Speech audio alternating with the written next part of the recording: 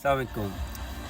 इस वक्त हम लोग खड़े हुए हैं लेक सिटी के अंदर। एक बहुत ही इम्पोर्टेंट जो टॉपिक हमारे माइंड में आया है वो ये है कि इंसान को कैसी लड़की के साथ शादी करनी चाहिए। तो मेरे एक बहुत ही अच्छे दोस्त हैं, खैर अभी नज़र नहीं आ रहे हैं, मेरा काम है।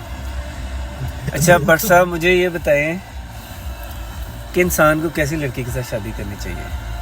देखिए, शादी करने का जो अमल है ना, उसमें एक स्पाउस को आपके अपने सेल्फ का एक्सटेंशन होना चाहिए, बजाय इसके कि सिर्फ एक इंसान आपकी ज़िंदगी में आपके साथ फंसा हुआ नहीं होना चाहिए। लड़की एक ऐसी चीज़ होनी चाहिए जो कि आपके अपनी हस्ती की एक्सटेंशन हो, जो कि आपके सारे मसाइल को समझे और कल को आने वाली ऊंच नीच जो ज़िंदगी में होनी है उसमें आपका साथ दे और आप उसका साथ दो। सिर्फ ये नहीं कि वो ही आपका साथ दे। तो इस तरह की लड़की होनी चाहिए। अच्छा, तो हमारा सेकंड क्वेश्चन ये है कि भट्ट साहब, अगर एक लड़की जो है वो सिंसियर है, वो बुरे टाइम में आपके साथ साथ देने को तैयार है, लेकिन उसके अंदर टॉक्सिसिटी बहुत ज़्यादा है, तो फिर उस लड़की से शादी करनी चाहिए आपको, या उसकी टॉक्सिसिटी की वजह से छोड़ देना चाहिए, या उसके साथ निभाने की वजह से उसको साथ रखना चाहिए? इसमें आपका क्या ओपिनियन है? यार देखो, ज़िंदगी नाम ही कॉम्प्रोमाइज़ का है, ज़िंदगी नाम ही प्रोज एंड कॉन्स का है। अगर आप एक चीज़, you need to just weigh out your options कि इस चीज़ के प्रोज और कॉन्स के क्या बैलेंस है। अगर एक औरत इस तरह की है जो कि टॉक्सिक है, टॉक्सिक एज इन के कुछ मरहलों में वो आपको तंग भी करेगी, लेकिन आपकी ज़िंदगी के मसाइल में उससे बेहतर कोई साथी नहीं है, तो मेरे ख्याल में तो इट्स वर्थ इट।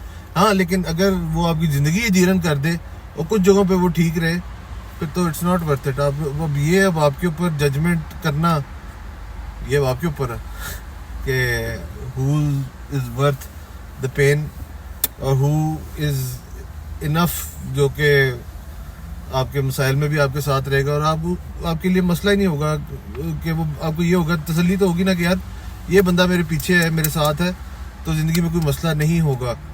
हाँ, अलबत्ता कि इसके जो मूड स्विंग्स हैं या जो प्रॉब्लम्स हैं वो मैं झेलने को खुशी से झेलूँगा। अच्छा, तो भट्ट साहब, हमारा जो तीसरा क्वेश्चन है ये बहुत ही यूनिक है और बहुत इम्पोर्टेंट है। एक लड़की ऐसी है कि जो साथ भी निभाती है, उसके अंदर टॉक्सिसिटी भी है, एक उसमें ट्रेट यूनिक है, वो ये है कि वो वेप शेप करती है, सिगरेट करती है, या हल्की फुल्की ओकेजनली वीड शीड भी करती है।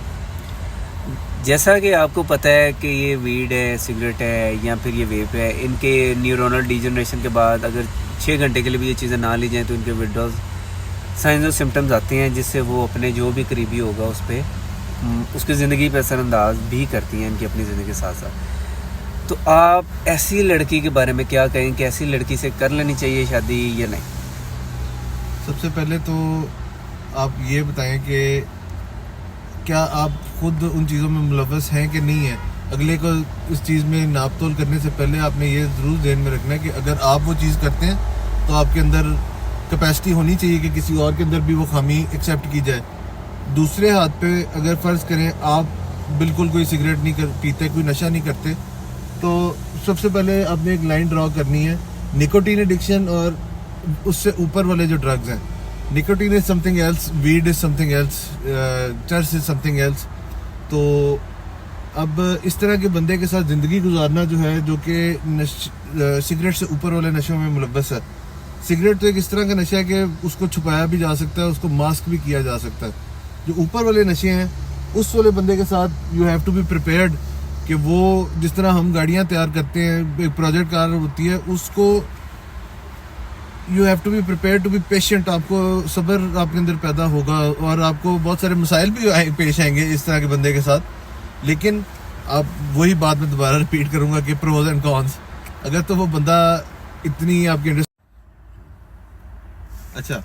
अगर तो आपकी अंडरस्टैंडिंग इस हद तक है, तो फिर आपने सबसे पहले तो ये गेज करना है कि आपके घर का माहौल एक ऐसे इंसान को एक्सेप्ट करेगा जो कि सिगरेट पीता है या वेप पीता है, क्योंकि ये इस तरह की चीज़ें ढकी छुपी ज़्यादा देर नहीं रहती, इन द एंड पता चल जाता है।